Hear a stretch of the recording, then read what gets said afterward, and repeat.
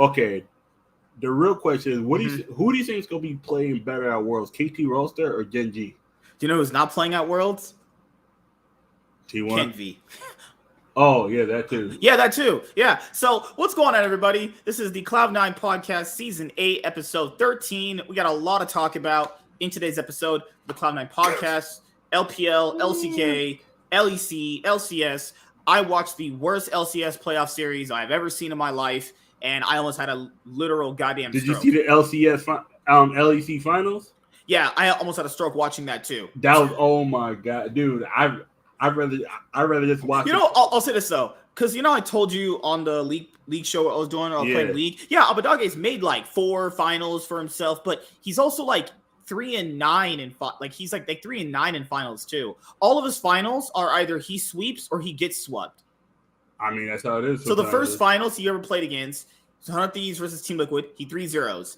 Any of the finals he's been a part of, it's been a 0-3 for him. That's fucking crazy.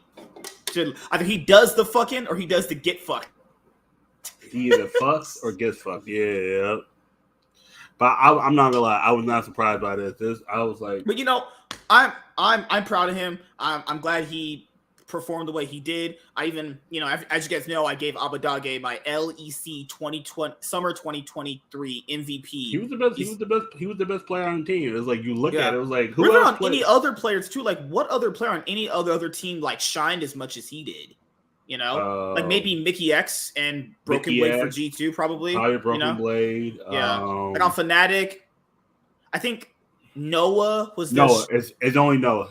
But even like there were many games where you're like, ooh, he could have played this way better, Nah, but the issue is the Heretics had Genkos, obviously. But the issue is the team around him sometimes is playing so bad. You can only do I'm talking like when he's in like isolated situations where he could play like so much better. He's like not kiting properly. He's getting chunked out. He's playing way too far forward, knowing he doesn't have any backup around him. Also, he plays champions that can get 2-shot. Yeah, that's the thing too. Genkos, I think he played well for Heretics. He was the only good player on Heretics. I mean, Flacco was good too, but it was. But now you see why Excel got rid of Vetio. You know how Sean was like, "Oh no, Vetio." No, there's a reason why they got rid of Vetio. He's literally not that good. Like I think he's only had. I think he worked better on team. I think he worked better on Team Heretics because he had Yankos to help him. Yeah, It's one of these things where it's kind of like the year in Misfits last year when he played as well as he did. Pure factor in it was a certain patch. It was a few patches that helped that. Then it was also the fact that literally everybody on the team was like role players, and he was like the only, in theory, carry player, and they gave literally all the resources to him. Like even though you would have an ADC as Jinx, they would utilize their Jinx as a fucking weak side ADC, where if it got ahead, it would like do very well. But, you weren't really like meant to be a star. It's like, yeah, he had a great year in 2022, but I told people, like even I said it on many shows, you can go back and watch them then, and I'll say the same thing now. That was just in an isolation where it had to play out exactly that. He's never going to have those good years anymore. He to me is just a really extremely overrated player. Like people you've seen it. Like literally Excel looked 8 times better with Abbedagge than they do him. Yeah. And his mid lane play this year was awful. He didn't lane properly. He just kind of sat there and did nothing. He side laned like shit. Like, yeah, on Heretics, he looks better because of the players around him. He is a player-dependent player. If there's not the right type of players that he wants to play around, he just can't play. He can't function, And, in a competitive environment, you can't have that. If a guy literally can't function around other people in a certain capacity, that's going to be a problem, I mean, that's most players in general. Like most players kind of need another player to their system. It's kind of like that's why Hans Farmer didn't work last year with it was crazy. Team Liquid. He went from basically being always in theory a top 3 ADC in Europe to going to Team Liquid, almost falling off, and then coming back to Europe and winning 2 titles in a year. He's won more titles in this year than everyone in his entire career actually. That's just goes to show you what G2 can do for some people, actually. What's crazy is also Mickey X left Excel and came back to G2. He was on Excel last year. And people were going like, man, Carlos, man, he treats all his players like shit. And G2, man, they were keeping people in jail. Guys, people forget. Mickey X left and came back because he was like, these guys, this is where it's at over here. Who's the bot lane for for G2 last year? It was Avian and no, it was Flacken and Targamas. Oh yeah, I remember. Mm-hmm. Yeah, you shitting on him. I forgot. I remember that. I was like, yeah, no, I was more shitting on Targamas because you know how like you play support. Support dictates how your lane goes. If your support is shit, you're gonna look like shit as an ADC. Targamas was shit. He had a part of the split where he peaked like decently, but you know, I've seen him many years ago too. I was like, he's not good. He was banished to ERLs for a long time. I still kind of wonder why. Like, it just goes to show you the magic of G2. Like, G2 can take a dog shit player like that, bring him over to their org, win a title with him, and then they're at a certain point, they're like, you know what, you gotta get the fuck out of here, boy. we can only do so much with you, actually. You know? Exactly. So we'll cover the LPL first. So for the LPL, I'm all caught up except for like one series, but I know the results of it because I had to look at some of the games before. I'm not gonna lie. Most of these series were there one-sided like a motherfucker. I'm not gonna lie. That top esports series against freaking what was the team? Top esports versus BLG. It was really exciting. LNG? No, it was BLG versus top first, right? LNG was against JDG the next game. That BLG. That BLG series, like Top Esports started out strong, and then like the series played out where you know Ben is just if Ben wants to fist you, he's gonna get his fucking fist out and fist you. Like if Ben wants to get his fat dick out, he just found a way. He just found a way to beat you. It was like, and that's Ben. It's like. Yeah, and then you also had what I've noticed with the playoff series is like the team that's not supposed to win kind of starts off strong in game one and win game one. But the thing here, guys, it's not about how you start, but how you finish. So if you're coming in with like really no expectations, like you're coming in like and you're with the one with the momentum, like I think some of these teams need to start pushing that momentum. Like you don't want to just stop when you're already ahead in certain games, like that Heradic game. Remember, they were game 2. They were winning it. They were winning the entire game. But also, don't forget that's competition. Sometimes when you get that elated, you tend to take the small things for granted. It's like in Pokemon, like when you win game 1, but you know you still got to win game 2 because it's like best of like you know in a best of 3 situation, in a best of 5 situation, you got 2 more games that you could win and or mess up. It's like I've seen that with many league best of 5s and 3s over the years. Like a team that's the not underdog, it's just the person that you don't think is favored comes in, they win game 1, they stomp game 1, and you're like, okay, keep up that momentum. This might make the series a lot more interesting.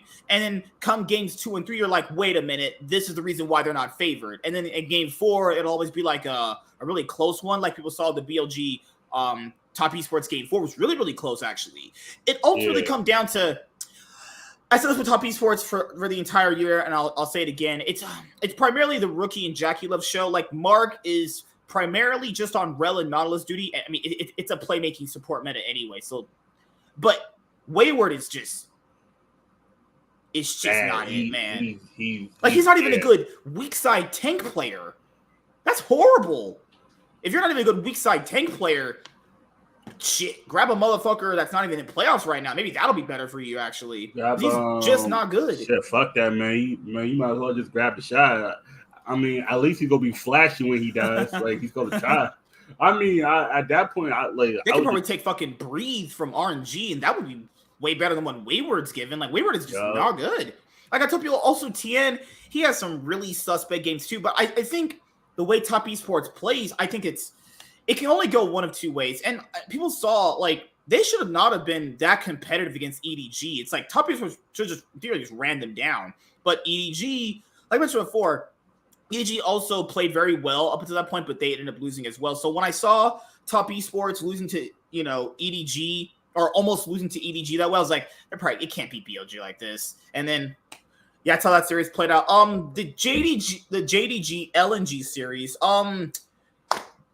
there are certain teams that just play better than other teams. Like it's one of those things where just because a top tier team or a team you think is going to win the whole thing, just because they lose games in a best of 5, it's the matter of how they're losing. If they're getting completely shit stomped in these games, you're like, that's pretty suspect. But if they're having like neck and neck, back and forth games, and I'd rather have a team that gets shit. Sometimes a comp you try to comp out and don't work, you go next.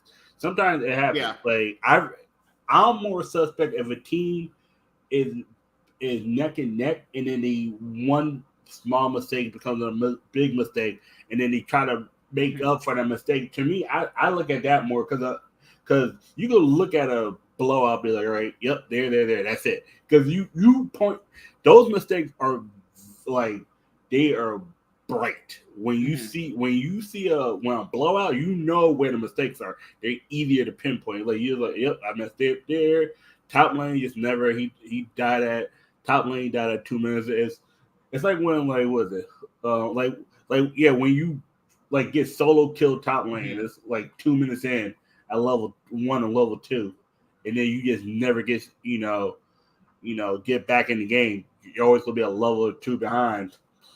Yeah. That's the thing is people gotta factor in like there's some game situations in game states you can't play through because in theory, if your champion can only do certain things early on very well, if you're put behind in a situation where your actual advantage is not applicable anymore, you can't in theory catch up. It's like when I point out certain jungle matchups, and if a jungler is playing really badly, your team can't really play properly because if he's constantly behind, then you can't. You're behind on tempo. You're behind on taking objectives. Behind on dragon setups, vision around your map. It's all bad. But for the LPL, to really dive into it more next week, I got to catch up on most of the series because coming up this week, we have the losers finals, right? It'll be between BLG versus LNG. I think BLG should just clean that shit up and, just give me another JDG BLG final, actually. I know some people are like, but it's the same teams over and over again. It's just, hey, they're the best teams. It's usually the best teams all over again. It's like I'm cool with that. Like, if it's the best teams fighting each other constantly, I'm cool with that. That means banger after banger, best of 5. That's perfectly fine. But if they're playing series that, like we just saw, I mean, that's just kind of what you expect. You expect the best team to win. But if the second best team is beating the first best team, it's like, I never understood that. I never understood if the second best team is beating the first team, is that a bad thing? It's like it's a bad thing, but it's like sometimes it's like sometimes the second best team is better than the first best team just by record. It's like because the thing about BLG only lost to JDG. Like JDG lost two series where like one they came back off rust, the other one they just like fell asleep. That sometimes you just fall asleep. Sometimes you're mentally not there. It's just right. All right, cool. Like it'd be like, oh, we're 11-2 and we're still on top. It's like, okay, we're getting the playoffs. It's like if KT Roster would have lost to T1, but it's like, oh, yep, nope, we're still on top. All right, cool. Oh, I see what you're saying. It's like that year where Cloud9 or 2019 and Team Liquid had the super team and stuff like that. Like people factor in like Cloud9 got second a lot before they won titles ever again. It's like a 6-year drought. But even Jack had mentioned getting second constantly like that was actually a pretty impressive feat in and of itself. But, as people, myself too, we kind of look at if you don't win anything, it doesn't matter. First place or bust. It's like, but if a team is constantly getting second and they're constantly matching, if they so let's in theory, JDG, people said the best team, if they beat everybody, and if BLG is like the second best team and they beat everybody, so if BLG is in theory better than every other team except for this one, I would probably go to myself and go, that could be a team that should be able to handle them toe to toe. But BLG is number 1 by record, but JDG is the number 1 overall because they beat number 1 to my heart. My boy Yagao, my dad. I pray to my dad every night. Yagao, he's gonna. And I was shitting on Yagao because he's playing like shit. People saying, but you should have done him last year. Yes, that was a completely different year. I can't predict for him playing good this year. I can only take First of all, I've seen Yao play for many years, but he was literally just basically, like, I wouldn't say a one trick, but he only played certain champions very well. It was very much never a reason why they would be winning a game outside of maybe like intangibles that you cannot even account for, like maybe his good shot calling, maybe people like playing around him. I can't account for that. I don't know that shit. I can only see what's happening in the game itself. How can I know if they like playing with him? How would I even know that? But he's really stepped up this year, and that's great because he's usually the guy that's the one that people are rooting for at Worlds to win, but he has this thing where he kind of somewhat underperforms if there's certain metas not applicable to him. So this year, I hope it doesn't happen because let's be honest with you guys, BLG's going to Worlds. I mean, it's pretty much almost a lock at this point. Even if they get like third, it's fine. relatively, because they're playing for that 4th seed slot. So after that, let's go to the LCK, actually. So I'm not going to lie here, guys, fuck. So as you guys know, T1, they lost Faker. He should be coming back during playoffs. Hopefully. And they lost Bangi. And it's pretty bad. Like, if you just look at that K2 roster series, just game 1. You don't need to watch game 2, because that should be expected anyway. Just game 1. You can just tell this is just terrible. So let's just go, like, okay, so in that game, so I remember watching it, like, it was yesterday. Oh my goodness. So it's just, oh shit. Owner is just abysmal, okay? So if you draft Jace into Nico and you were down 40 CS, 40 CS is a lot. You was down 40 CS at 10 minutes, am I right? 10 minutes. Yeah, 10 to 11 minutes. You need to get off the stage. He literally griefed the entire game of how bad he was playing. First of all, he was constantly trading back and forth, situations where he can't even if you got the health advantage, it can't even help you. Just because you trade well to someone and you, say, in theory, beat them down in a certain moment, if you can't actually apply to push that anywhere, it doesn't really matter. Not only did he mess up his entire Jace lane, he was down 40 CS, and by the time the game was over, he brought his tier at 26 minutes in. That is just unacceptable. And he was just getting completely just destroyed in a matchup that they countered for him. Then Owner, he's been fucking just invisible. If you watch his Maokai ults that game, that was awful. He was Maokai ulting for nothing. And, like, you can't really blame Zeus. He was trying. He got a solo kill onto Keen, but, you know, in the Rumble Renekton matchup where Rumble is favored, I like people playing Rumble. Rumble's one of my favorite top lane champions, actually. But it doesn't matter. You can't really, in theory, like, to have Rumble carry like that, other parts of the map would have had to be ahead as well. Also, Owner, Path shit that game. He could have went to bot lane, got a decent lead for the bot lane, but he never goes bot for some reason. He just never chooses to go bot, even when they had Faker. He never goes bot, even though bot's been a big priority for them in winning a lot of their games too. Even in the past, even with Faker, Carrier just doesn't have a brain anymore, or he just gave up. He probably just gave up. Nah, he gave up. Gumayusi is like retardedly just solo pushing without any cognitive dissonance to understand that there's ganks gonna come to him. You know, the issue is there's no one keeping him accountable because Poby don't know what the fuck he's doing. Oh, Poby's always losing. He's always sitting under turret. He ain't doing shit. Because Poby can't tell Gumayusi what to do because every time he turns around, he's dead, and he's like every time. I want to go back and individually watch how bad he was playing that mid lane game. That was just so bad. If you get a counter pick and you play that bad, in theory, you can't draft anything because you have no edge. They can't draft Zeus and edge because if Owner can't even play through Zeus, someone he's been playing with for 2 years plus, scrims, worlds, MSIs, LCK games.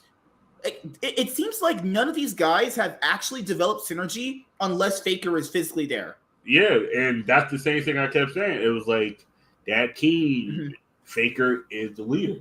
Like, gameplay-wise, might be carried helping Gumayusi, but then you got Faker. Like, all right, cool. Make sure you get here. Make sure you get here by this point. Have this much CC. Because Faker might be micromanaging, not like telling everything to do, but say, okay, watch out for this. Make sure that you gain. Make sure I need.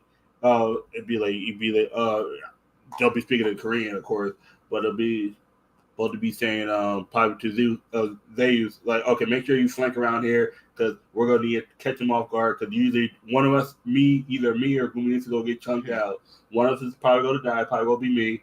But it's like because the way they say how Faker is, it's like he sometimes could see what's gonna happen and how because he's been playing League for almost 15 years. It feels like that's why he knows how these guys are. He's like, and part of me truly believes he likes these guys, but he doesn't have faith in them because I think he likes them, but they don't like. It's like you ever had friend groups where you are cool with someone, but you're not cool with the other people. You just don't click like that. That's what this feels like. They just are probably only cool with each other when he's physically there. Everything else is just like a work relationship, which is not bad. That's life in general. That's how it's supposed to be. Yeah, but you would think like you would have some level of connection where, hey, like Zeus is going like, hey, I see Cuz coming. I might need your help, dude. Owner's probably like, I don't know if I can really do this because it feels like he doesn't even trust his own instinct anymore. That's what it really feels like. Remember that part in game 1 where they ended up like all inning on Lehenz's Nautilus? And he just hooked away and lived, and they all just got ace. And I was like, oh, fuck this. Just go. Just FF, man. Just get off the fucking stage. And you know what's worse, guys? This is the icing on the cake. So literally they're on a 5-game best-of-5 losing streak so badly to the point where people are like, they can't make playoffs. Well, this is the big fuck you part about these formats that Riot made up. So DRX, who's also just horseshit, has lost so many games to the point where it just so happened to fall on this week that Hanwha Life also played DRX. All Hanwha Life had to do was win a single game in it, and T1 are in. Just because don't forget T1 took a game of DRX. That's what happened too. If DRX would have 2-0 them, remember? Yeah. Mm-hmm. So in theory, like it was last week, right? Yeah. Because T1, if T1 would have won that series, all T1 needed to do was 2 games. All they had to do was win. Oh yeah, they had to win 2 single individual or no, because it was 2 individual games or 1 series. That's 2 games. Oh yeah, you're right. Yeah. All they had to do was win 2 games. Oh no, they got the Bro game. Remember? They had the one against Bro. It was 2-1 against Bro. Yeah, it was 2-1 loss against Bro, and then 2-1 loss against DRX. Yeah. Because if they would have 2-0 DRX, they wouldn't have needed Hanwha Life's help. But it was like it just so happened the fact that if Hanwha literally wins a game, T1 are in.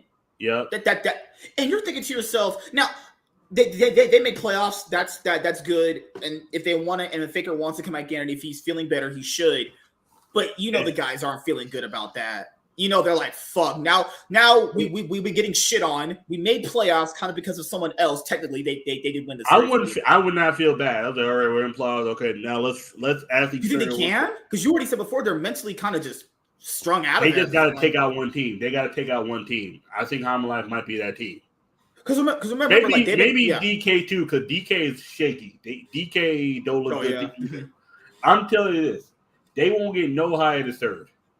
Or they're lucky if they even get past the first round. I'm being honest here.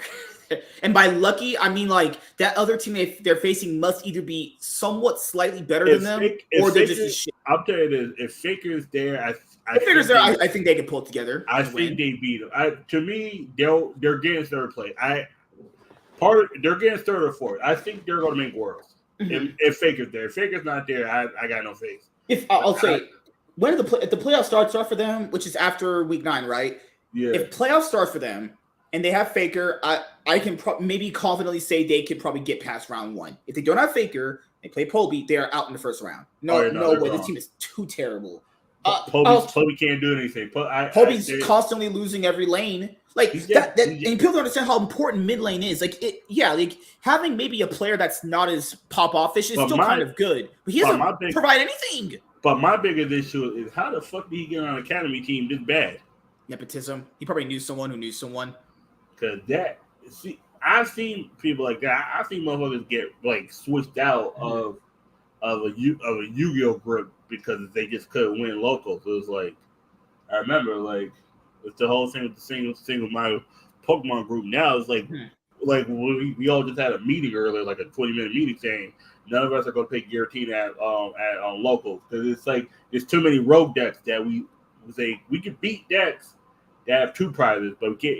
Right. And for Poby, you're looking at him and you're like, how the freak did this guy? No, because feel factor maybe it's nerves, but they've had many best of 3s. Even when players have nerves, they can. I have seen players with bad nerves like that still pop off. Nerves, man. Okay, man. You know what? Nerve. I forgot a player who had nerves. I've got to think of somebody that had like nerves and he just choked. Chovy at times would have nerves and just not. Oh, yeah, if you go back and watch those older Griffin series when he's playing up against Faker, you knew he was choking. That was nerves. That's what choking is your nerves getting. Or like Tarzan in the LNG series. Yeah, like mentally, you know what to do, but physically, you're not doing it because your brain is thinking of too many ways you could go right or wrong, and you always tend to second guess yourself. The other thing that happens with me in Pokemon and Yu-Gi-Oh! Sometimes is like the minute you start second guessing yourself, you tend to go with the last thought in your mind. And sometimes that might not be the right decision. and Poby doesn't even have a second slot. Whatever he guesses is what he does. It's never the right decision. That's not nerves. He's just not good. Toby's great, but chokes. And the other thing here, Poby's just not good. I'm sorry, Poby. And the thing people under what's the best way I can say it? There are teams out there that in theory have mid laners that people shit on, but even those guys will still sort of like step up and do something. He is just not good. He literally plays out lane situations probably as badly as arguably as some fucking master players would. He doesn't honestly think about what's going on, and he doesn't see things past his lane. So the big question here is, I mean, if you play this guy in playoffs, you're just getting out round one. And now if they have Faker, I do think maybe the players might have that re-honeymoon phase for Faker. Maybe they want to prove themselves to him again. They said it during scrims when Faker, they're playing with him, they're great, but he can't play for too long. It's like he could play. He's just old at this point. No, his wrist is. They said I think what it is. I think it's an advanced case of carpal tunnel where it's starting to affect how his fingers move. And you can tell also he's not as quick as he used to be. Mentally he's smarter, but physically it's starting to age. It's like, oh shit, it's starting to catch up with him pretty bad. Yeah, it was also crazy how he went this many years of playing League, all these scrim games, grinding all these many years, streaming all that shit without an issue. That's the same thing with LeBron. Think about it. LeBron didn't have injuries. He rarely sat out games. Think about this. LeBron never had a real injury until he got to the Lakers. Mm-hmm. Just think about it. Say all right, okay. I was about to say Michael Jordan, but Michael Jordan broke his ankle the first season. That don't count. No, after that his ankle. Or remember Kobe's last few seasons? Remember the torn rotator cuff thing he had? No, it was the torn Achilles, then the rotator cuff. The rotator cuff just ended his career. The Achilles heel was the end, was the beginning of the end. It's the same thing with LeBron. LeBron's not the same anymore. He's not the same player he was back in 2015, 2016. And I've been said that minute he blocked that Iguodala shot was the end of his peak. Because after that, he was never able to do that again. He was never able to get at that speed. But with Faker, it's like this.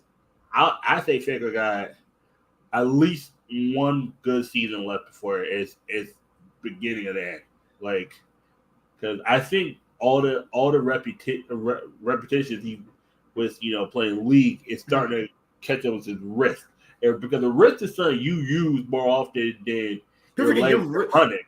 Yeah, you use your hands for everything. Yeah, honestly. Your hands for typing, cooking, opening doors, everything. Yeah. Yep. Everything. So that's just a T1 situation they're at now. I mean, KT's the best team right now. And that's good going in. I mean, Gen G, they have their issues. I don't think any Gen G player. KT or Gen G? If things play out as they should, in my head, should be either a KT Gen G finals or I know people like DK, it's gonna be those two. It's those two. I got no. Maybe DK gets maybe an upset win over DK or KT in the playoffs. Actually, I got no face. But to be fair, remember, DK always plays well to Gen G for some reason, so maybe this time they finally... They always do, but Sharmaker always does some dumbass thing and gets caught out somewhere. Why are you in the damn jungle by yourself just laning? You know what's crazy is that even if DK go to Worlds this year and they're like a third seed, you just know in your head that Canyon's going to fist any single person that's worse than him. Don't forget, you have to be actually as good as him to beat him. Canyon last year was on a theory a not a good Damwon team, and he just beat the shit out of most people he came across. That's just insane. And people say he's having inconsistencies right now, but that's also probably due to the fact that the team itself is not really functioning around his jungle picks like they used to. You factor in, I don't think what's that new guy Bible they have? It's one of these things where I don't advocate if people understand League in a certain way, you shouldn't be just in theory swapping players out this late because you're swapping out Kellen for Bible. Now you have to build synergy around this guy. It's like, does he have good synergy with my jungler? It's all these big implications. Kana is such a coin flip for them. Showmaker has great games, but even he has games where it's just not popping off like it used to. Depth is their main shining star, but even he has games where it looks kind of rough for him too. So that's my big thing about what's it? DK. Who else is there? Yeah, I mean, yeah, Gen G ended up losing to KT. They played against DK last night. I think I watched that, actually. I think I did. Other than that, is there anything else for the LCK? I don't think so. It's mostly just the T1 stuff I want to cover. It's just, it's like I'm really, really bad, honestly. Oh, God. Yeah, I remember they 2-0 DK last night. Yeah, and Gen G is still a really solid team, actually. Oh, the last thing I want to point out before we go is I know everyone was talking about the Monty and Wolf show interview they had with Gen G's CEO Arnold, and okay, like I've said this for years, and I'll still say it to this day. Like, esports can't have a media rights deal because that was some shit the Overwatch League fucked up, and Blizzard and Overwatch fucked up. Don't forget, media rights is a main way people actually, make money, or teams make money through the franchises that they have. So since esports doesn't have that, which is people say that this shouldn't mirror traditional sports. Well, it's hard to mirror traditional sports when the main source of revenue income for this particular sport doesn't exist. Because James is always like, this can be profitable. It's like, it's not really, though. There's very few esports teams that are actually profitable in general. He literally has said they've led sponsorship in the LCK. And they've only been around for 5 years as Gen G. They bought the spot from Samsung, and he said they're not profitable. It's one of these things where, I'm going to make a tweet about it, and maybe hopefully he replies. He said, how do you get the fans to more like activate digital goods? Well, you would need to have people support the teams digitally. So if it's hard to get esports fans to support, which it is, people like shit. They be always saying they buy shit they don't buy, right? So for esports fans, what I noticed is when the LCS did the whole team pass thing back in 2019, we could buy an icon to support your favorite team in the league. That was really good for the league. But they stopped it because it was really good. But then they had this thing where like you had to kind of log into LoL Esports, the website, and if you watch enough games, your icon will like evolve. You would get like more rewards. It's not a bad thing, but it didn't work for everyone or some shit like that. So here's what they should do moving forward. Simplify it. How about you can buy, see how you flash the icons for teams? You want to support them at Worlds and shit? Yeah. Why can't you do that for the regions? Why does it only have to be for MSI and Worlds? I said this for years. I like when I can do it MSI and Worlds. It's fine. But if you want to help, if we want us to help these teams as fans, why can't I buy a Gen G icon and support Gen G? Why can't you buy a T1 icon and support T1? And then that the proceeds are going to that team, Like we know that LCK has a lot of fans. We know that they're there. Why not activate things that way? I think people need to get creative because people always say there's a lot of fans of these teams. Well, if that's true for some of these bigger orgs that'll drive a lot of money coming in, obviously the teams will get a cut of the money too from Riot. There should be a way to activate that. Like I like Gen G, so why can't I buy Gen G icon, like a Gen G icon for the whole split to like support them, and then maybe for the second split it's a different color, or if you get to like second, like the finals, you get to like second place, maybe your icon of like what's that word? It like upgrades in your loot box or something. Just something. You gotta try. Just if you want to activate more money, you got to give people the reason to buy more money. Buy more money. Spend their money on their teams. So people probably want to spend their money on their teams. Like if Faker doesn't really use skins. But like let's say if Chovy's using some really cool fucking like Tryndamere skin. Well, that in theory that would make me want to buy a Tryndamere skin. Yeah. So I think also with the LCK, I think this is just a popular opinion. I think they might need to start earlier. Like, people only really go out of the way to watch the LCK if it's like the playoffs, or the viewership will really, really start peaking. But if it's regular season, LCK starts equivalently to the time we start, like Flower Pot. Yeah, it's weird. Yeah, they're like 8 hours ahead of us, actually. I think. But also, don't forget, they because it's not 5. I think it's 4. They technically start 5 their time, right? Yeah. Yeah. They don't end till like late. Well, yeah. It's like different things they could do to fix their league and stuff like that. I would say if you want them to support the teams, then Riot itself should give people a reason to support the teams. Though, why don't they make stuff for the teams? But also, don't forget they play best of 3 instead of just one game. That's If it's a 2-0, those games are gonna be under 4 hours. Both series. I've seen some series just be like 20-minute stomps. Yeah, think about it. What was it? The KT series? I think they 2-0'd somebody Their first game against T1 was 26 minutes, and the second one was 24. Yeah, that's like literally under 50 that minutes. That was even the fastest. Because they did like 30 minutes in between, 35 minutes in between. Oh, you're right. There was a series where it was a little bit longer. It's like 30 minutes each, but they only gave them 10 minutes in between, 15 minutes in between. The series was over in an hour 10. Because those T1 ones, they gave the whole history about T1 and KT in between. That's why that took about like 30 minutes. Oh, yeah. Like, I like when they do videos like that. I like their little Korean TV shit they do. It's people say, but I'm not a fan of that. But the thing here is that's the style of content they even show their own people. It's like, I don't want them doing some random Americanized shit content. Like, no, you do stuff that's catered to what you want to do. I think other things the LCK can improve on. I mean, there's plenty of things they can. I'm just thinking of he was talking about ways to drive a consistent revenue stream, because for esports teams, you need a consistent revenue stream, right? And that's because media rights deals don't exist anymore, because thank you, Overwatch and Blizzard. Like, I know people were Monty and Wolf are talking about the 100 Thieves thing, but it's like, hey, I can't really blame Nadeshot. They can constantly sell their energy drink to their fans, which is an actual revenue stream, and they have their Fortnite mod. Don't they have that, actually? Yep, Fortnite mod. Because I know they called it grifting. I think people just use that word all the time for no reason. I don't think it's not grifting, because grifting is stealing from someone or swindling someone. No, the fans are getting what if they get a drink for them, you get it. That's not grifting. People are saying grifting they consider it because of what the product is, energy drink. It's something that you shouldn't really be drinking. Oh yeah, it's considered. To be fair, Monty and Thorin, they're sponsored by a betting company. I know that's me. They really can't be, Hey man, I'm not shitting. I'm not shitting them. I love their shit, but we got to be keeping it real here. You're sponsored by a betting company. They're giving out energy drinks. And they always say what it is.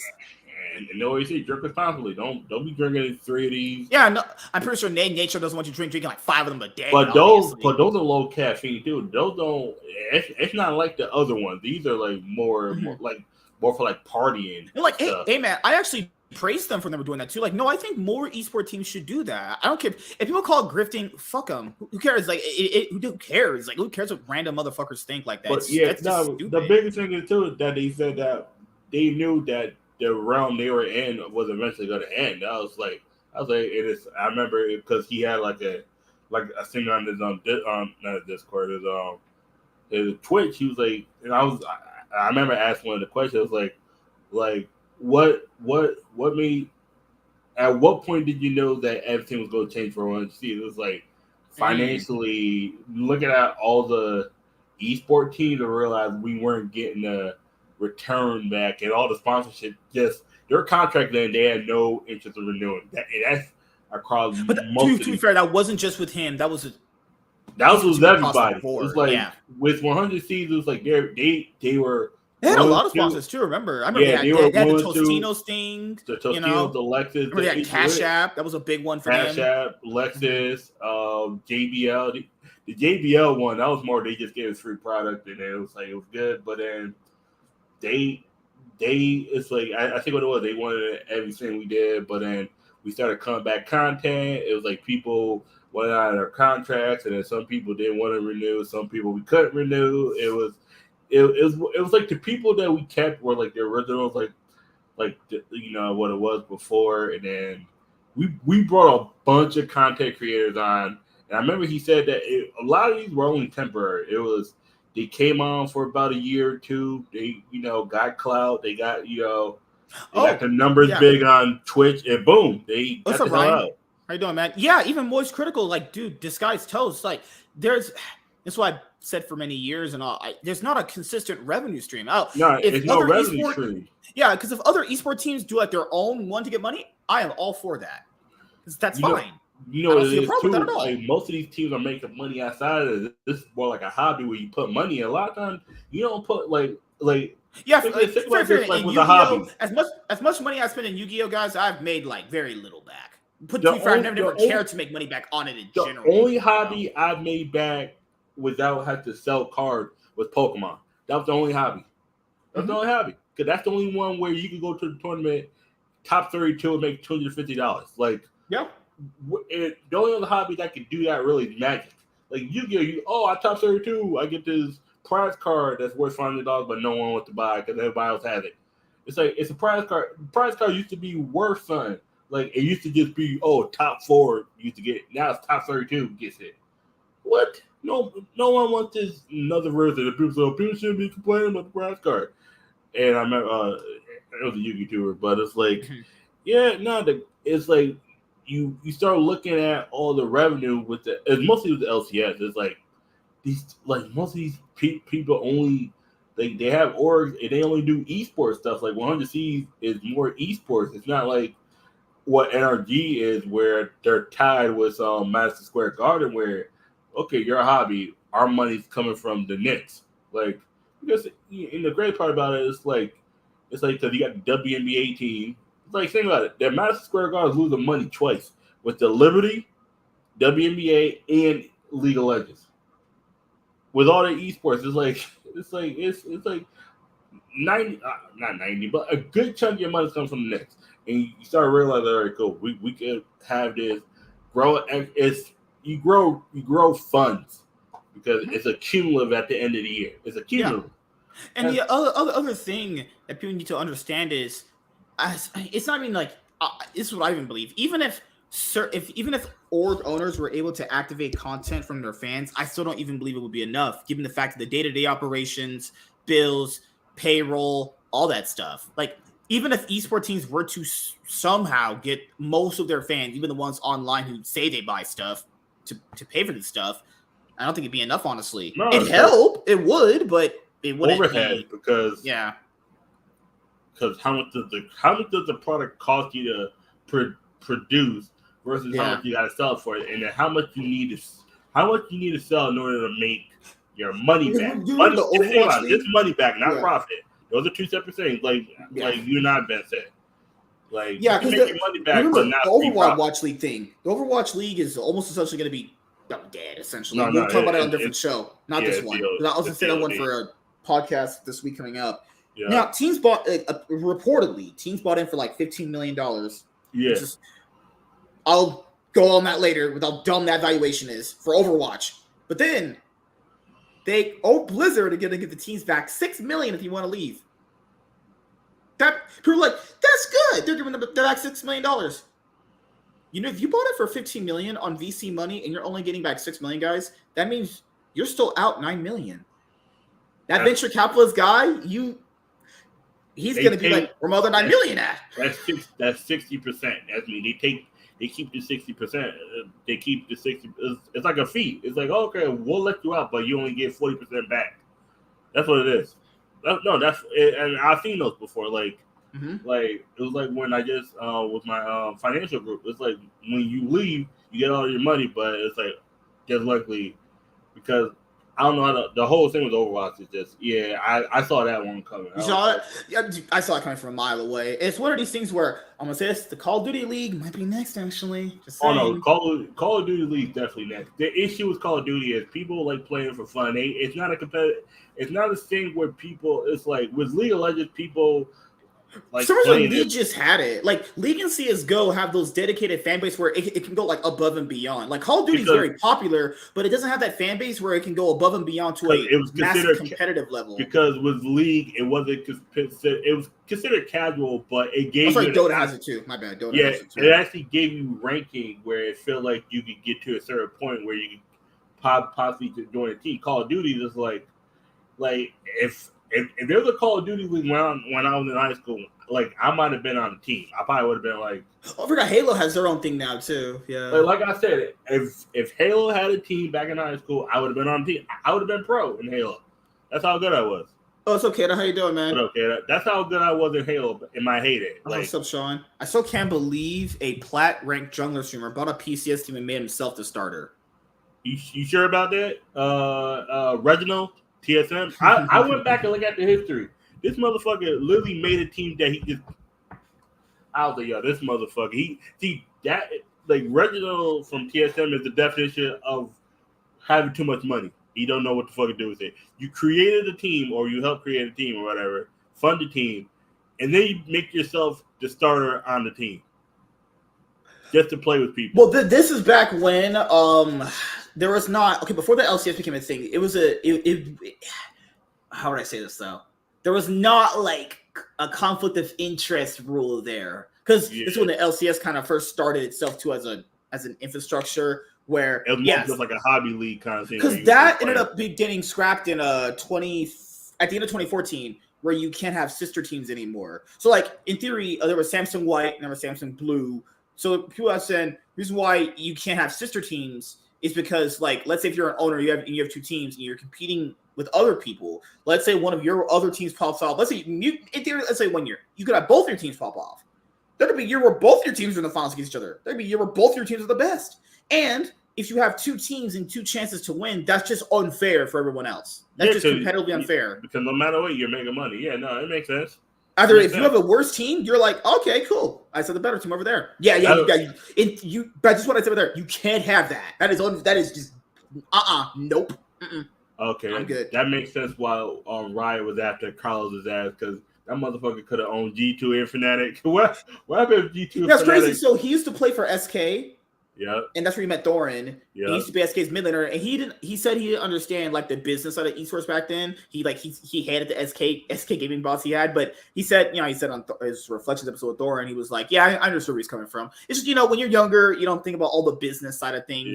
Yeah. And, Well, guys, let's go to the LEC actually, and your 11-time champions G2 Esports win again. Waxed. So let's go recap and let's see how we got here. Starting with recaps with caps this time. For real, everybody. Recaps without caps. But with caps. Yeah. It's recaps without caps with caps. It's like, holy shit. we won, guys. Yay. They look tired. I ain't gonna lie. Romain was trying to hype them up, but them motherfuckers look tired. They look like they've been scrimming. They look like they've been doing like triple blocks of scrims. Hell yeah, them motherfuckers look like. If anyone doesn't know what that means you basically you scrim at like 10 to 2, and you scrim from like 4 to 8, and you scrim like 9 to like 11 or something like that. Trust me, those are known because I've done that in sports where it'll be you will work out, lifting. Do cardio in the mornings from like 9:30 to 12. You'll eat, and then you'll take an hour break, and then 2 to 4:30.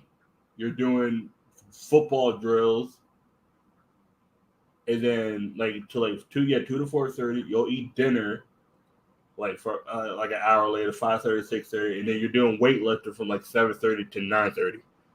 It was just literally because it was the same thing as football as well as track. Track was whatever your sport was. Runners would be in the morning. The field developers that were not throwers. Mm-hmm. Were in the afternoon and the throwers were at night because you could have the lights because the throwers didn't need much space. It was literally a circle and you get in. I think the only thrower that was in the afternoon was the javelin because you didn't want someone throwing the javelin at night and someone not knowing against speared. It was that was a whole fucking thing. So did we went over the summer groups last week, did we? Yeah, we did. I remember. Yeah. Oh yeah, we ended off on. Matter of fact. I sent you a video on there. It was a 20-second clip about I saw it. Yeah, who got into playoffs and how literally XL in one split got more points than Koi, Estralas, Team Vitality, and Team Heretics. Yeah. In one split. I was like, championship points. Oh god. I felt bad for Yankos, but at the same time, I was like, yeah, damn. And to be fair, he didn't even want to go to Heretics. Remember the offseason shit? It's because they had fucked over his contract to a certain point where. What team did you think Yankos would have been going to if he didn't go to Team Heretics? What were the rumored teams? Because I do remember El Yoya was supposed to be on G2. Yeah. Do you think El Yoya would have been better than Yike? Because I think Yike fits in better because he doesn't demand too much. Yeah, because so El Yoya was supposed to go to either G2 or Fnatic. Fnatic, because he's supposed to be humanoid, and obviously, they wanted to get rid of Yankos. So Yankos was supposed to be either on Mad Lions, because they would have needed a jungler, or he would have went to play with maybe Perks on Team Vitality, which thank God he didn't pick that team. No, and then I forgot the other two. Oh, forgot. No, that's why he didn't. He had like one or two offers because by the time they kind of figured out what they wanted to do with him, everybody already got the jungler. Everybody had the jungler. Yeah, he only had to accept Heritage. Oh, you the one that got fucked. Okay, that was the one. Yeah, it wasn't like they contract jailed him. It was the fact that they took so long with trying to figure out what team they wanted. But by the time the offseason is over, everyone had to start play already. Happens on purpose. That does because in the way it's negotiation. If you know you could get traded or get cut, they kind of see if you're going to sign with. They try to see what team they can ship you off to if they can trade you. Yeah. And now sometimes they don't want. If they know they can't keep you, they don't want you going to the best team. They'll delay it to the last second, let you go, and then choose whatever. And theory, like G2 knows like Yankos is the best jungler in LEC, or can be at least the best jungler. Obviously, but they couldn't wait because they didn't know if he wasn't going to go back to the team before, right? No, they knew they wanted to get rid of him. It's just one of those things where. Oh, okay. He was on G2. Yeah, I remember he was on G2. Remember last year? Yeah. So since G2 was trying to get Mad Lions deal, then Mad Lions were stalling on G2 because Fnatic were interested in Yoya, and then it's basically this fucking triangle fuck to the point where by the time they all figured out what jungle they wanted, most teams already filled out their jungle spots and just had Heretics left. Yeah. Flagging, Targamas, Yankos that's left. I remember because Mickey X was on D2 to 2022, left for XL for a year. And he was like, I'm good. I'm coming back. He's like, it's hell over there. I'm getting the fuck out. Yeah. That's what happens when you leave and you realize, oh, hell no. He thought the grass was greener on the other. He's like, you know what, man? G2 fans are too hard on me. I'm trying to go to another Oregon, pop off my own way. So it's okay. You all got to go live and learn. It's okay. So it's fine. Yeah. All right. So we left off on the final 4 teams for the LEC Summer 2023 split playoffs. Actually, G2, XL, Team Heretics, and Fnatic. G2 versus XL. Some would probably argue that this was actually the real finals over here. Oh no, that was the real finals. I'm pretty sure that was the real finals because that was a really close best of 5. Each series got worse. It was like because Fnatic just that G2. Oh my god, that game 5. If I forgot what it was. It was a team fight. If that team fight remember it was Peach. If Peach did something a certain way, oh yes, XL could have potentially won the game because he messed up on something. Put more pressure on G2 to come back. Yeah. And that fucking cogball just scaled the fuck up. It was just GG. Because I think what happened today with G2 versus XL kind of should have maybe what they wanted to happen against them before, but they didn't know how to play it out as best because they made a lot of sloppy mistakes in that series. But no, I'll say this also before we go on talking about G2. Abadage has played so well for XL. He looked really well, really good. I know people are shitting on his finals performance, but it's like, hey, he played really well to this point. There's not much you can do. Sometimes in leagues, this is a 5-man game. If the other players on your team are just basically shitting the bed as hard as they were, you can't do anything. There's literally nothing you can do. Honestly, don't do so much, man. And even in the finals, like most of the time, they were even somewhat an advantage coming from him. Because fucking Limit was gone. Peach was always Peach. Yeah, Limit was playing Pyke like fucking. I'd be playing Pyke for my first time and shit. Holy god! So, let's start here. Team Heretics are out. Their whole year is done. So they got to the best of 3 round in winter. Got knocked out by Vitality. This was back when they had Ruby. Then they bombed out in spring when they lost that tiebreaker game to Mad Lions. Also when they had Ruby. And then they get rid of Ruby for Vetia, who's on Excel. They bring over Flackett from their academy team, pushing him up over Jack Spectra. And they actually, with Evie's, bad as he is to a certain extent, managed to get this far. Now, Evie did play Evie played up to par. Evie played well for these, like the series they had against Fnatic. He's had a few standout games, but it's still not enough. Like, even when he has a standout game, he's still behind in CS. He's still down in tempo. He's still actually not even pushing it in theory advantage he has. But you don't understand. But the issue is that's just Team Iraq all around. He The same issues he has. The same thing Mercer has. Mercer might get ahead with Flackett, but he's not good enough to actually push his lead anyway. He was good at free kills that shouldn't have happened. At least with Evie, he was doing damage to the top laner where the top laner would have to. Yeah, he was getting some turret plates. He'd be putting down some pressure. Yeah, that was the one good thing about Evie. Whoever he was killed by, that person always would have health and it, would have to run a little longer. Whatever objective would take up a few more seconds. That means Evie could get back. Early I think game. Vetio, outside of that one Kaisa game that he had, never really felt like he was playing up to par, honestly. Okay. Who else is on the team? Jankos, he played well. I mean, Jankos was their best player. Yeah, Flackett tried in some games, but even you can see why G2 got rid of him. You can see why. I think Flack is good enough for Team Iraq because Team Iraq doesn't have high standards, but G2 is a different story. G2 you gotta kind of be like arguably top 3 in your role to be on like this org. It's you know? They like Flackett, like Jankos likes Flackett, but there's a certain point where you could see like how would I say it though?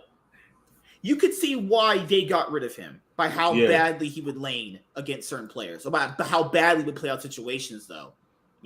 And how much they had to cover for him last year to make him look as good as he did, And with Team Erratic, since our season is over, you kind of feel like the whole roster is going to get changed anyway. I doubt Evie's staying. I don't know how Mercer will be staying, honestly, Fnatic, I never thought Fnatic played as well as people thought they did. If you actually watch the series themselves, it always felt like they were just reacting to shit. They themselves would react to everything. Humanoid had a few good stand-up performances as Jace against Mad Lions the previous weeks before. And you saw this week, Oscurin, what's his name? Oscurin? He would just get solo killed. And who didn't kill Oscurin? He would just get fisted. That's what I'm saying. He was just, oh my God. And you got to this feeling where I was watching the games and I was like, Fnatic aren't really doing anything. They're just kind of standing there reacting. I kind of feel bad for Heretics because that game too, when Fnatic literally ent the entire game away, Heretics have a chance to start that series 2-0 and maybe that momentum kicks into a 3-0 themselves. But no, Heretics get antsy and make all bunch of mistakes and then Fnatic pulls back. That's the issue with Team Heretics. They don't know how to counter well because Team Heretics should have won 3-0. It shouldn't have. That game too, I tell people right now, if you do that in the LPL, if your aggressive team goes in their jungle and all dies at level 1, I don't know how you win that game unless the other enemy team just fucks up so badly they let you back into the game. Go back and watch the Heretics game against Fnatic game 2. Heretics are winning the majority of the game. Fnatic aren't really doing anything. And Fnatic griefed the entire game themselves. But Heretics mess up their Silver Recon comp to the point where Fnatic, they get that series win, and then the rest of the series just kind of feels like Heretics just can't get that momentum back because they're like, fuck, we should have won game 2. We had these guys. We fucked up. We're the ones that we lost to ourselves. And then obviously Fnatic saw that, beat them. Heretics season's over. Then Fnatic go to Excel. Excel aren't going to mess up against Fnatic in this series particularly. Because even if they do, they know how to counter it. They know how to counter it. In theory, you have players on Excel that aren't gonna stop trying because I feel like on Heretics against Fnatic they stopped trying when they were ahead. If and also I was gonna say also you got players on Excel who will keep you accountable because the issue with Fnatic was Team Heretics is Yankles is the only one to keep them accountable, but it's Yankles is the only one doing anything either. It's oh shit, the person that's keeping everybody else accountable is the only one that's actually good. You're oh fuck. And this is the same thing I talked about last year with Fnatic. They are getting away. They're getting away with just murder against these series. No way they should have made this series look as the way it did against Heretics, right? Yep. But then, if you're watching that series as a Fnatic fan against Team Heretics, and then you see they got to face Excel. Well, there's no way in theory they'd be beating Excel because Excel almost beat G2 the other day ago. So I'm all right, Fnatic are about to get exposed over here, and that series they did. They kept playing so react. They're not doing anything. They're just kind of standing there waiting for you to fuck up, and that's not what you want to do. Some teams aren't going to let you do that. Some teams are just going to go, all right, we'll just beat your face in, and we'll just beat you in 20 minutes. That's what Excel did, actually. Think of it like boxing. It's you can't. A counter boxer is only good when he knows how to beat that, like when he knows how to win. If a counter boxer has to wait for his opponent to mess up, his opponent never mess up, he's never going to win. And that was the issue with Fnatic. It was like, all right, cool, you can do that against Team Radic because their best players, the only good players. It's like you can't do that with XL because also the drafting doesn't help out. Also, the drafting doesn't help out Heretics either, because if you draft Silver Rakan against Aphelios and Thresh, if the Silver Rakan aren't like supremely ahead even further than what they already were, it's just over. Like Silver can't outduel Aphelios at late game. She's gonna get two-shotted. And it kind of felt like Fnatic drafted for that. They drafted for, if this team fucks up really hard, we have a better comp than theirs. We'll just outscale them. And against Excel, you guys saw that didn't happen. Like Excel literally beat the absolute shit out of them. That was embarrassing. Yeah. And then you had the finals, G2 versus XL, Abadage on his 4 finals. Odoalne got his, I don't know how many finals he's been. He's been in a couple. He's been like 3. Peach's first final. Apparently he still hasn't won the final. He's won. He won last year. Remember he was on Rogue? Oh yeah. Yep, that was the only one he won. Yeah. So Limit's first final, Patrick's first final. Patrick's been with H2K since like 2017. Patrick's been in the league for like 6. I remember his motherfucker was named Sheriff. I remember he was called Sheriff. He ain't been in a single final this entire time in the LEC. He made his first final, guys, today, in this year. He's been around since 2017. Shit. Yeah, Limit, that fat fuck, need to go get some KFC chicken. That fat ass just made his first final and shit. No, at least Limit. Hey, Limit was at least trying to help Abadage. I can give him credit. At least Limit is decent, like unlike Diamond, but that's all another story. We ain't gonna talk about him. Oh goodness gracious! Over there getting an AP extra crispy. Oh god. G2 versus XL. I mean, the fact that people think I hate it when teams do this. I hate when teams go, "Hey, I know that there's a Kog'Maw and a problem there. I know there's a problem with that. And I know there's a problem. We can't really beat this guy on it. You know what? Instead of banning it, we'll just counter it. Then you lost the first game. We'll do it again. You lost again. You're now 0-2. You have to reverse sweep to win the series now. We'll do it again. You lose. Bro. I saw that. I was like, these are stop. I was like, they let them have... I almost had my brain just almost eviscerated. They let them have Kaisa. They gave them all the OP picks. You gave them Jax. You gave them Kog'Maw. You gave them Rel in the jungle. Really? You gave them Rel, Kog'Maw, Jax, Kaisa. I need to check on they my got page. all the S tier picks. If I'm playing against you and you give me all the S tier picks, oh hell no! Nah. You asked yourself to lose, and all XL get. Guess what, guys? Guess what they get? They get a pike. A pike. That was just never in the game. Oh shit! They got a pike in one game, a LeBlanc, and they got a who did Patrick mostly have? He had Zaya. Yeah. I love that trade. Zaya for Aphelios. Couldn't be me. Yeah, I don't know about that one, buddies. Oh my goodness. Kaisa mid for LeBlanc. Bruh. They willingly gave up Rel Jungle for Maokai. Peach is so bad, he can't even Maokai the fucking twisted advance punch someone properly into the enemy team. It's, but outside of that, this is XL's best split ever. They made their first final as an org. But, this happens with a lot of first orgs making their first finals ever. They make mistakes, and usually the next time they come, either they win their next finals again or they play even better. Happened with BDS, remember? Last split 2, BDS made their first final ever. They messed up a lot, and, it happens, obviously. But this, I got to agree with people. This LEC looks like shit. This is It's literally G2 or bust. There's no other way. It's G2 or bust. This is like who else do you trust coming out of LEC besides G2 to even do anything in World? This happened in the last split finals, remember? Where BDS, they know Niski is 12-1 on Gragas mid. You can have it 3 games in a row. Don't give me Gragas mid. Oh, matter of fact, you give me Gragas jungle or top, you're GG. Just guys, I want you to remember this. They gave their enemy team, their mid laner enemy team, they gave their enemy mid laner his best champion 3 games in a row. Dude, that was like in the LCK when they kept giving people Lucianami, and it was like, oh Jesus, okay, all right. I want people to truly remember how bad the LEC got this year. BDS were at match point, and they chose to give Niski, a person who had been 12-1 on his Gragas all 3 games. That's how bad drafting They has got gotten in reverse this flex. league. All they gotta do is just bait So like, Dragon. Crowny's like, oh, you know, dude, like we could have like, you know, like just beat it, we countered it. We just played badly. You played badly 3 games in a row, really? No, you That drafted sounds badly. Like, you drafted badly 3. yeah. I think might reverse that around, buddy. No, it's not that you couldn't have played around it. There's an option for you not to play into it at all. How about I'll take that one? How about we just get rid of the champion? How about that? It's like you don't. It's like you don't have to ego into this. You could like just get rid of it. It's like when teams were given like Bears and Zillion. It's like, really, okay, all right. The fact that he got away with that so many times is ridiculous. It's like now it's like when I play League and there's one guy who's always on the opposite team that knows my thing. It's like, oh, we gotta ban these champions. Like, no, I'm not banning freaking Seraphine and the whole team.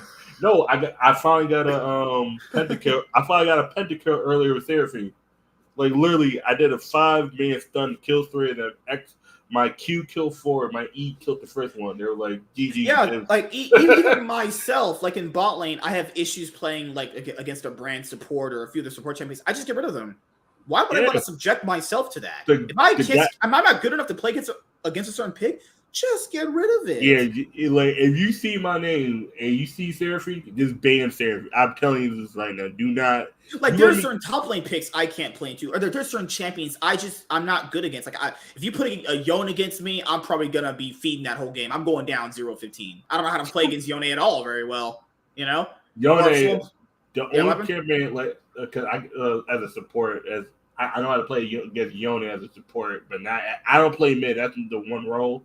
But it's like there's certain champions you don't give players. You just don't give people. It's like why? It's like why are you? Yeah, why are you giving Maokai?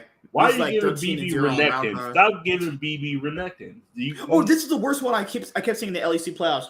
Why would people willingly pick Renekton into Rumble and then people are surprised the Renekton gets solo killed? Fucking fried crocodile. Yeah, that was bad. Or they would willingly pick Renekton into Rumble blind, and then the counselors are like, "Whoa, the fucking Renekton just got solo kill. We got a fried crocodile." No shit. Who was it? Like XL was who was it? XL was Oh, let's not even talk about the top lane gap between Broken Blade and Ottawamne these past 2 series. Oh my god, I don't want to. Oh my god, that was disgusting. Broken Blade took his jack stick and just shoved it in Ottawamne's dark pink German shitter and just dug him out. Yes, repeatedly. I felt bad for all. I was like, God damn it, man. If I'm getting gapped this hard on stage, I'm like, Coach, you might want to sub me out because I'm not providing shit to you guys. Yeah, I want people to understand the apps. And Ottawamne's been a rock top laner his whole career. He's had a really successful career to a certain extent, but there's a reason why. And you know, he was talking about Koi like that. He was like, Koi. Now you guys can see why Koi got rid of him. He has points where he plays really well, but people have to understand teams just don't get rid of someone just cause. But even we as fans can see it. Now it's bad GMing to a certain extent, but the issue is Koi got worse. Koi got worse. It's like there are 2 best players, Trimby and Ottawamne, are gone. And think about this. They had one good split in the winter and then never did good again. So winter. Yeah, that's where they went to the finals, right? They got 3rd, right? 3rd. No. Yeah, they got 3rd. They faced Mad Lions in the 3rd place match. Remember? It was G2 Mad Lions and it was Mad Lions SK, and then SK lost to Mad. Then Mad faced Koi. Mad beat Koi, and then Mad faced G2. Oh, okay. Who's in the finals for that winter? It was G2 Mad, right? Yeah. Okay, yeah. They did. It was just bad. It was. Mm-hmm. Yeah, like Larson, get off the team, man. I still think Larson is good, but Larson just needs to leave. I get it. It was his first org that ever gave him a shot. I get it. But if they don't give you if Larson this offseason sees the team they're going to give him and that team looks like shit, I think he should just leave. Yep. They're at the point where it's like, I know Fnatic, you saw the Fnatic players, they looked all fucking defeated, but guys, let's be honest here. Fnatic, you could tell, like looking at the players, they're all it's like I'm saying emotionally driven, but you can tell when they lose, they're pretty down on themselves. It's like the same thing with T.R. Radix when he realized he was out of playoffs. He was like, "Oh fuck, we're not going to Worlds." and you know Yankees felt that. He was like, oh yeah, it was like, remember how they had the interview with Mickey X last year when XL lost to Fnatic? He was just like, man, I was like, he about to break down the stairs. Like, okay, don't do this to my man. Just get him off the stage. Because at that point you knew it was like, man, I don't know why I leave. And last year it hurt worse because last year they could have beat Fnatic. They themselves just messed up everything and just choked in their own brains. I was like, what are people doing? Who's the XL team? I know it was Mickey Finn, Marcoon, Nuke Duck, Patrick, and Mickey X. Okay, yeah. Remember when they almost about to it was game 5 against Fnatic and they don't take Elder, they give up Elder, they don't take Baron, and they miss all their skill shots.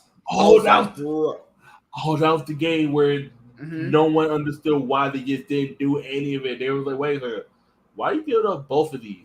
What? But this year they had a stronger mid laner, they had a stronger team around to get them past it. All right, guys, LCS time. That's a lot of covering. I'm sorry if these episodes are longer, guys. There's a lot to cover right now. Yeah, all right, LCS. I'm not kidding. I know sometimes I can get a little exaggerative, and I know I gotta spice it up with the content here. But oh my goodness, did I not see the worst fucking best of 5 I've ever seen in this region? Jesus fucking Christ! You talk about ED plays, guys. You talk about ED versus TSM too. We're starting there first. We're almost there. But we have to do one thing first. Rest in peace to the worst jungler I have ever seen play in this league, Kenvi. Immortals. 5-brain Immortals got rid of their fucking instinct jungler after the season was over. Not last split when he griefed them. Not the split before when he griefed them. He got rid of them now after they can't even make worlds. I mean, hey, I would have got rid of everybody. I saw the article of that, or was the article? I saw something about right? Yeah, I was like, oh shit, oh okay, that's not surprising. I saw all of them were gone, but it just said Kevin. I was like, oh okay, that's okay, cool. Well, the thing is, Mike Young actually had like pop-off games where he looked somewhat decent when he was on Phoenix 1.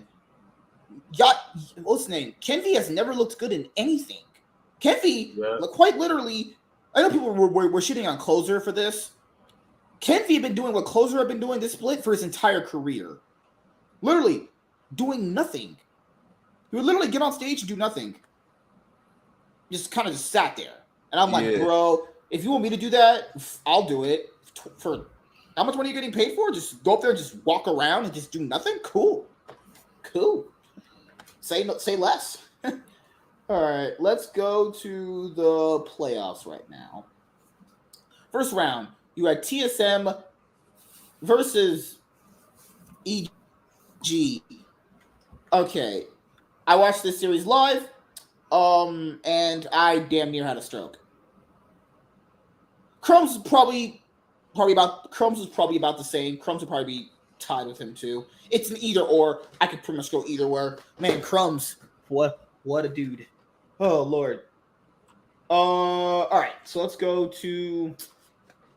Honestly, we could watch the highlights. We could go over the actual VODs themselves. It really wouldn't change how bad this series was, guys. I mean, this is arguably one of the worst best of 5s I have ever seen. This was like, just. It's like if you went outside and you licked the concrete and you had your dog shit in that spot and you lick your dog's shit. That's how bad this shit was. This shit was bad. Guys, there was a point in the series, I shit you not, where Chime walked by himself to mid lane, hooked Unforgiven, got himself killed, and no one around him. And at that point, I thought to myself, "Why am I watching this?" I just couldn't do it. This series was so bad that Revenge actually thinks he's a good top laner. Just let that sink in. Revenge himself literally said he had never really had performances like this ever. Was able to do it up against TSM. Now, TSM started the series out with a win, and you're thinking to yourself, "Okay, let's see what else you got here." No. I'm surprised this even went to 5 games. I want people to literally go back and review how bad this game 3 was. And it's not even how badly TSM was playing. It was more like, how was this even a point in this game where, like, EG could lose this? They were so far ahead because Boogie fucked them so hard in this early game that TSM somehow found an angle to come back in the game. EG were like TSM were like 9,000 gold down in this game. I want people to remember this, actually. All right, so here's game 3, and just JoJo says this is how it basically starts. Boogie is under-leveled, level 5, and thinks he can start a drag. Boogie, who is playing Rel, has no ult, starts drag, knows they don't really have the better positioning on drag, is chunked out. Drag gets taken by Shiden. Then they aggressively posture for a fight. JoJo goes in, lands his charm. For Ayla, goes in. And Rakan goes up, gets a clean knockup onto Rel, and JoJo gets 3 kills. And essentially right here, the game should have already been over. Yeah. They just gave their enemy mid 3 kills. And your jungler just missed Dragon. And then later after that, Insanity's like, you know what? I can fight this guy. Yeah, no, you can't. Even if JoJo missed his charm there, we still got it on the throwing or her Q, actually. He missed his charm and still killed him. And then TSM are like, you know what? I don't know what they kept doing. They just kept thinking they were stronger than they were. JoJo goes in, lands on a charm, kills his ass. This was just a complete stomp. I'm going to see. They're 3,000 gold up at 12 minutes in. EG nearly had TSM had almost as much deaths as minutes in the game. Wild Turtle out of position. Fuck. This was just so lifeless to see. I want people to look at what Chime is gonna do right here. He's gonna walk up. Okay, no, I'm pretty sure it's on that part, right? No, it's not the part. He got killed here because he's just trash. So Chime gets killed there. JoJo is just completely just shitting on most of these guys this game. And I want people to see this Thresh play. This only almost damn near gave me a stroke. I'm pretty sure it might have been this game or shit, I forgot which game that actually was. It might have been this one, or it might have been it was one I forget was playing 2. Xayah. I'm pretty sure it was game 2. Was it game 2? It might have been. It might have been game 2. I'm not gonna lie, this series was a blur. All I know is I was like, oh shit, daddy. Okay. This was just straight up one of the worst series I've ever seen in my life. I'm not even because I was like, okay, now I see why MSK says Revenge is garbage. Okay, because I was like, oh, he played all right. I mean, he's not the best top laner, but it's like, okay, I see why he's bad. All right, I got you. Remember, TSM, who had a better comp than EG, actively went and fed him. Remember that? Okay, the Aatrox game. Why do they think as the behind ADC and the behind support with the jungler are going to team up against the Aatrox at level 10? They're like level 7 and 3v1 him. Already you're thinking like, okay, Revenge is... Come on. Like, what are we doing? Oh, Lord. Okay. Let me see if I can get the series there. Because Revenge ended up having the most kills for a top laner ever in the league's history. Not Licorice, not Someday, not Summit, not Balls, not Zion Spartan from the past, not Dyrus. Revenge. Not Fudge. Not like last year, not Buipo. Revenge ended up having the most kills ever for a top laner. Not this playoff series, just ever. Not Impact, who's been here for like fucking 8 years of his life, essentially. Yeah. Jeez. All right, man. What did you think about the TSM EG series, actually? That was pure gold, man. Gold. Maybe just for content reasons alone, it was just worth it. I was like, oh shit, yo, watching Ellis watch that series was like, I saw that motherfucker was about to have a stroke. He was like, what the fuck am I watching? What? How did? And then he said the LCS is this bad that EG, who got a bunch of like Random. Throwaway. No, he didn't say random. He said throwaways, and Jojo Pion got third place. He said throwaways. He literally said throwaways. He's like, think about it.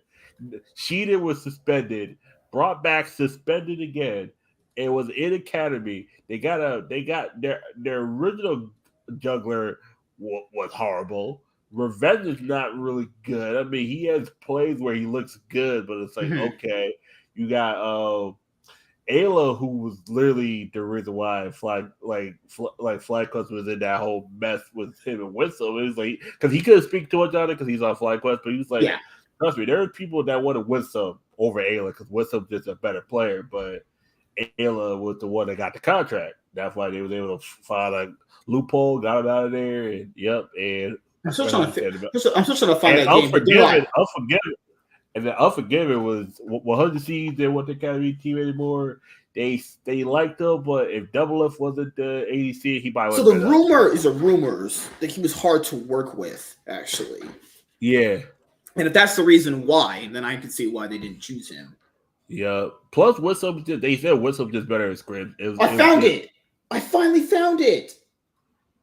Okay, guys, this is when you know the series is dog shit. All right, so okay, I'm pretty sure I can see. I love watching LS watch that series. He said both of these teams are bad, and he said, you know what LS said? He said, if one of these teams makes worlds, God bless our souls. We're about to watch them get torched to the ground.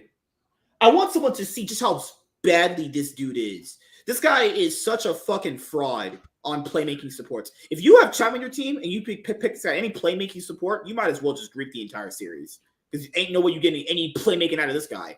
Look at what this guy does. His ADC is his mid laner is recalling while Turtle's like walking next to him. Okay. Look how. Okay, I want you to see what he just did there. This is extremely bad. His mid laner is recalling. His ADC can't catch up to him yet. So he just started walking to him. Chime walks right here. Hextech flashes over with no one next to him. Hooks Unforgiven. And then just kills himself. Because Boogie can't get there. That single-handedly might be one of the worst things I've ever seen. Please. How much is TSM paying that guy? Hey, man. I want people to see how bad this was. They could pay me a fraction of his contract. Millennials are calling. Look at Walt Turtle. Look at Walt Turtle right there. He not even close to this motherfucker. He's like, my mind's telling me no, but oh shit, I'm retarded. Shit, oh God, no. Oh God, no. There's 3 people there. And people said he thought Boogie was gonna help him. That's even worse.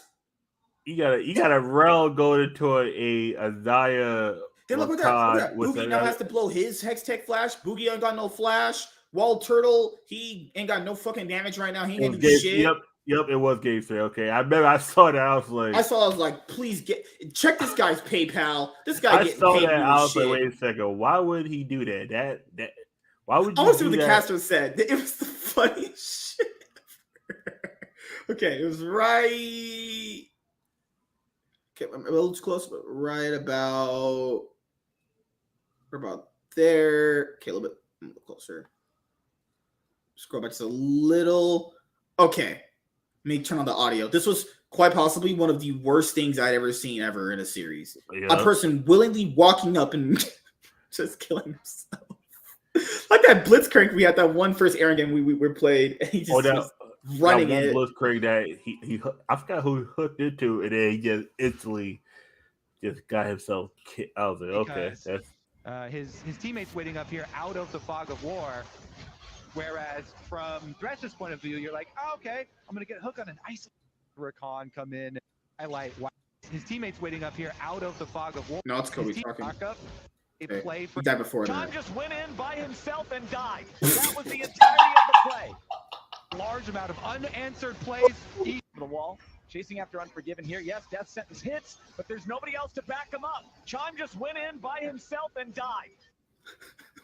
It just died. Like, what the fuck was that? What the hell? It's like, why would you do that? What the hell?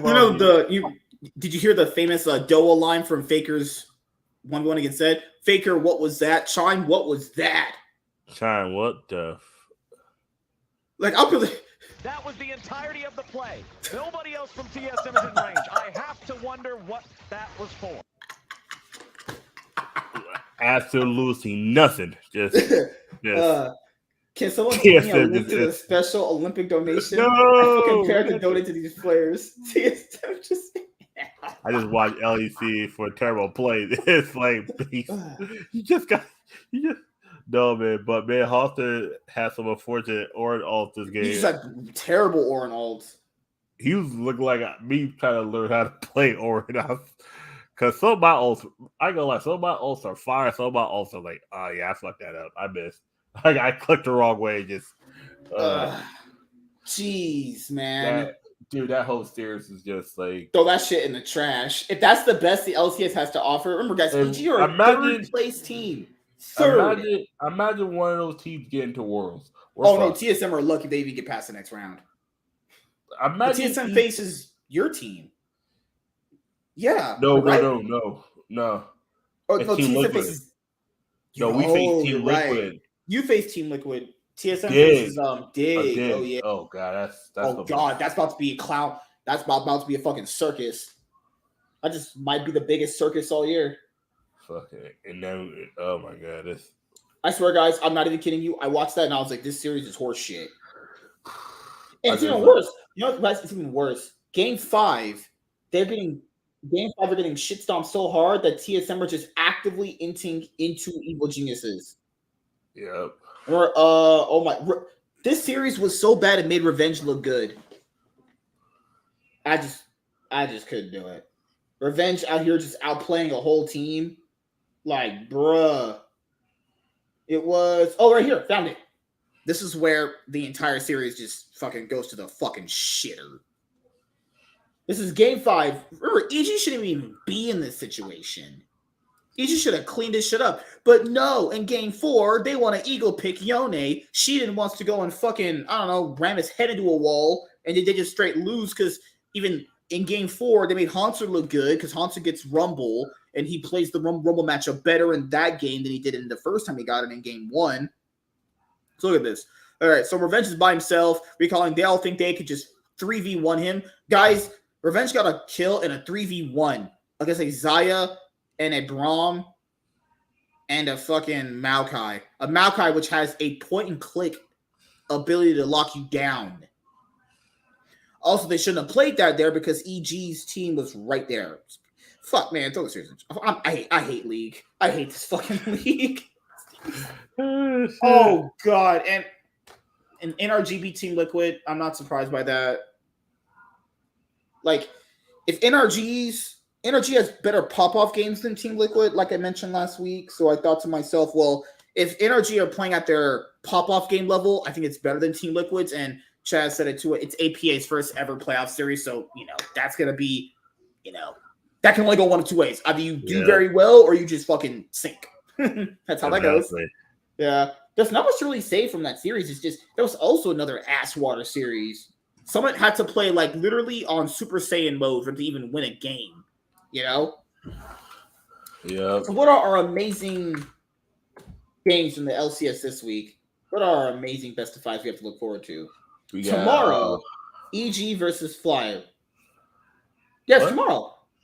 Oh, I'm retarded. That is Challengers. Challengers. I was about to say that's Challengers. Flyers no longer in play. I was like, talking about Challengers. I was like, I watch Challenge. I'm not gonna lie. Those Challengers. CB Law has an English broadcast now. It's like we can finally start watching games from them. I've been watching them, but I was like, okay, these teams are. I can see why Sean likes them. They're fun to watch. They're fun, but oh my god, these teams stink. These teams stink. Like I'm basing that. Did you see that Kaisa pentakill that one guy got on Kaboom Esports? I was like, bro, if the league is this bad, throw this league in the trash. And my thing is like I'm basing that on what I see from the LCK, LPL, and LEC. As you should, because those are the best regions. Oh god, who do you root for in CB Law? Like, what's the team you picked? I don't even really root for a team. I just root for a competitive game Because some of these games be stomps. I'm like, what is it? I think one team got a kill, like their first kill, like 25 minutes in. I'm like, and that was because I think it was the top or jungle. One of them got caught out. And I was like, oh man, this is fun to watch, my man. These teams are just. I can see why they get fucking waxed in the worlds. Just like between that and watching LCL, oh my god, the LCL teams are hilariously. I was like, okay, I can see why LCL. I can't believe people would think these wildcard teams would improve. I'm like, no, there is no improvement going on there. I can see why the circus just gets bigger. I see why Riot took their thing and now forced them to go for the PCS.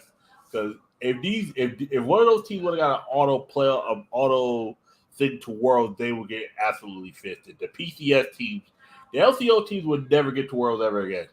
The PCS teams are just like we can play an academy team and still beat you. Oh, so this week coming up 3-0. Okay, so CB LOL, I can watch the Twitch VODs. Yeah. Do you want to review the games for CB LOL coming up next week? Yeah, because they have their series because their best of one round robin is not done yet. Yep. I'm trying to see the schedule for them right now.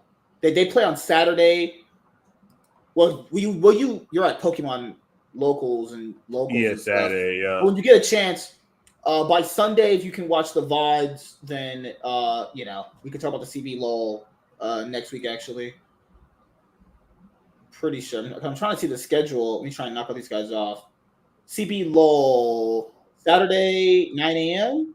and Sunday, and then after that they start their playoffs. Actually, it's gonna be you're following it from playoffs and shit like that. I think I like the logo of Furia. Furia's logo looks cool as well. Look great. All right, so for the LCS coming up, we have Gig versus TSM. It's not about who can win that. It's about what's going to be worse for the outcome. We lose time watching this of our lives, watching that, or we watch the biggest clown fiesta ever. I think there's no winner out of that. It's just who loses more. Us watching. Oh no, there's a winner. Jensen goes on his miracle run to get to Worlds. For you know what? I want Jensen to the Worlds. I'm rooting for Dig. I'm rooting for Dig too. It would be so funny that in TSM's last ever split in the LCS ever, they just bombed out of the playoffs. Yeah, like bombed out the playoffs to get beat by Jensen, who they could have had at one point. Yeah. Yeah. You know the fucking part. They could have had Jensen and just decided, nope. I was like, all right, cool. Yep. All right. You could have had him 3 times. You could have had him. You also could have had Licorice too. When Licorice was in his prime, he was the best top laner. Yeah. But they wanted fucking down bad Hooney. Holy shit. Lena was like, yeah, we try to get. Man, Lena is such a perpetual fucking victim. Imagine a girl like that. Super hot, but just retarded. Holy shit. That's next how matchup. Usually hot girls are. They're usually hot but stupid. Your team is 100 Thieves versus Team Liquid. You know what? TL just looks so unimpressively bad. TL should win, but there's a good shit that I think they might get a win if Summit pops up the way he did against. If Summit's the only one popping off, I don't think they win. So it's got to be Summit and somebody else. It's got to be Summit and Corjaja. They both. Even if Doublelift is at like 60%, I think they might win the series. You know what? Fuck it. I'm gonna root for them. 100 Thieves. I'm rooting for 100 Thieves too. Back and forth. I'm saying 3-2. They because both middle laners are way too damn new. Yeah, I would say 100 Thieves wins 3-2. I would say Quinn has more experience, but that's not saying much against. If Quinn could just get out of his shadow, he has to stop being timid. That's he plays like how I play Pokemon. He's being too defensive. He has to learn to take risks. Because once you learn how to take risks, you can fuck up and then realize, all right, cool, okay, next time, I can't do that. Yeah, it's like, but his move is so calculated. He'll miss a step and realize, oh shit, that would have made me get to this point faster. That I could have won this. Yeah, it's won that match. Remember, guys, this is the lower bracket round. You lose this, Your season is over. OVER, 3 exclamation points, over. So 100 Thieves, I think they'll win this in a 3-2 fashion. Because looking at how Team Liquid played against NRG, I can also see this being a 3-0 stop. I like Team literally. Liquid also probably in theory just 3-0 stomp them. Remember, guys, last year that was one of the most hyped up matches, which is 100 Thieves versus Team Liquid. Now they're fighting in a lower bracket. Hey, how the mighty have fallen, am I right? You know? No, the whole LCS has fallen, man. I'm sorry. I got no faith in any of these teams. Like, it's like my team's just like they're broken. They're How do you think Abadage feels knowing he got kicked and then now he's doing as well as he's doing? No, he knew that he was not playing well. He knew mentally, and it made sense to get rid of him if he wasn't playing well up to like the standards. You had the same arguments. But why? Yeah. It's like sometimes you might be the best player for the team, but they might not be the best team for you. Like, but in theory, do you think they would have kept him if they think his skill ceiling is high? Actually, nah, because like I said, the issue is mentally. Mentally, sometimes it's just a change of environment. They could have kept him, but if he would have kept playing the same. And wouldn't have gotten any better. Also, just kind of looks like he just likes being at home now. He just it's Europe. It's like he's closer to home. It's like he liked being in NA, but you heard that 1 minute clip with him on Ottawa. He didn't mind being in America, but you could tell it was for a good time. Not also, a long the competition time. Here is so much. In Europe, it's not great either, but here it's just straight up bad. Yeah, he was shit. He got his plus his contract ended. That's there was no need for them to really keep him. I mean, was his contract ended? He in theory had one more split. His contract would have ended spring of this year. Yeah, but they paid him out and it's like, all right, cool. It was like but I'm happy he succeeded because. I knew after seeing him what that world selection or that world group selection, and I could just see it in his face. You see that whole team, like they might have been good together and they got it together when it mattered, but you could tell like it was a mental boom. It was like 2021 is when they peaked, and everything after that was just it was the beginning of the end. Like, honestly, people say it was the beginning of the end. I still think they were better than EG that spring split, but as a cohesive unit with cohesion and chemistry, they couldn't get it done. You know? Yeah, because sometimes that pressure. And at Worlds, they just looked like they were about to just get up right there. Yeah, that was all 3 NA teams. They just looked defeated. Cloud9 was the only one that had fight. And then they were screwed because that would require Fudge actually knowing how to play against international top laners. EG was a goddamn. Oh my god! I can. Matter of fact, I'm not going to talk about EG because that's a whole nother story that we could. Whew, oh my god! Hey. Whew. Well, guys, that is gonna be it. I know you guys have been enjoying the content recently. Don't worry. I've been recording videos. I'm going to upload them. I've just been really busy. Same here. I've been busy too. I got dude, like this week coming up, I'm going to get my internet fixed, hopefully. And then I got to call Southern California Edison to get my electricity turned off at the other place. Hopefully they don't charge me, whatever. But I already paid the bill for July, so I should be good. They haven't made the statement for August. So I'm going to call Let's Come in tomorrow, guys. I know you guys like the content. I told you guys I'm not going to get league content. It's still going to be here. You're starting to get your podcast once a week, like I promised. But for me right now, I'm recording enough videos that way I can put them out in a consistent fashion and then work on other videos as I give you guys a consistent streamline of content right now. That's just kind of my goal right now. But yeah, thank you guys for being here and watching and subbing. Thank you guys so much. Europe is over, but we have the season finals to go through. Okay, how does that work? That's me. G2's not in Worlds, but yeah. So apparently, if you make top 4 out of that, you get to be in Worlds. It's so weird. I actually have to go through. Because I'm being honest here, I haven't got a chance to watch the broadcast as much. I've been catching the individual VODs and stuff. How does the season finals work, though? You have 6 teams, and we know only 4 are making it. Yep. Oh, I'm pretty sure that if you're a lower seed and you lose once, you're obviously out. Okay. Is it double elimination or is it single elim? Jeez. LEC format, it's fine, but it's like, why you gotta just complicate everything? It just feels extra complicated for no reason whatsoever. Hell yeah. Okay, so this is the format as Leaguepedia puts it. The format is 6 teams participate, winter, spring, and summer season champions, top 3 non-qualified teams in championship points, double elimination bracket. Okay. Seeding is determined by championship points. Yep. The first seed chooses between the 3rd and the 4th seed as their round 1 opponent. The 5th seed will play against the lower seed from the upper bracket, round 1 losers, the 6th seed against the higher seed. Matches are best of 5. Top 3 teams qualify for the World Championship 2023. 4th place team qualifies through the 2023 World's Qualifying Series. Yeah, which is got to wait on NA for that. So whatever NA team is the 4th team out of that 3rd, 4th match is going to be the contestant against that. So round 1 you have G2 versus BDS. And so if G2 win that, they're in round 3. I'm pretty much already secures them there. So you have G2 BDS, Mad Lions versus XL. Wait.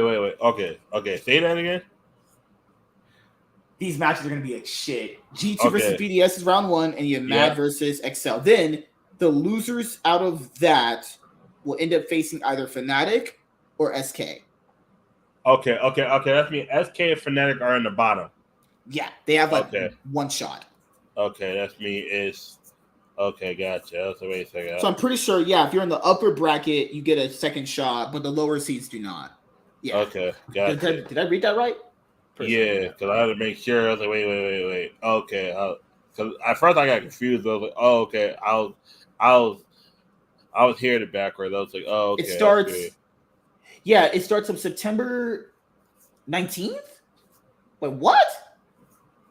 World starts in October.